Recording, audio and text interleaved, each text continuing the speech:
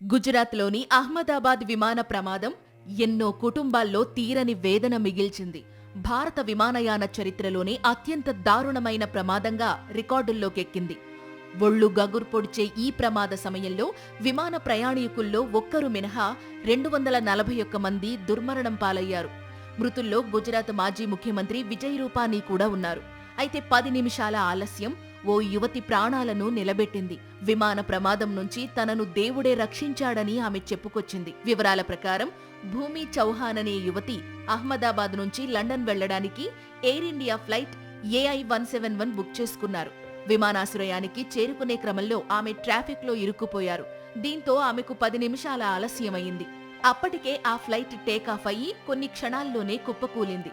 దీంతో ఈ ప్రమాదంపై భూమి చౌహాన్ సోషల్ మీడియా వేదికగా స్పందించారు.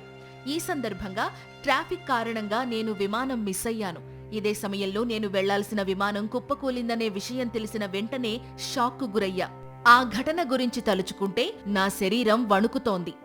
ఈ ప్రమాద ఘటనపై మాట్లాడలేకపోతున్నా. నా మైండ్ బ్లాంక్ అయిపోయింది. ఆ దేవుడికి ధన్యవాదాలు. గణపతి బప్పానే నన్ను కాపాడాడు. 10 నిమిషాలు ఆలస్యం కావడం వల్ల నేను విమానం ఎక్కలేకపోయాను.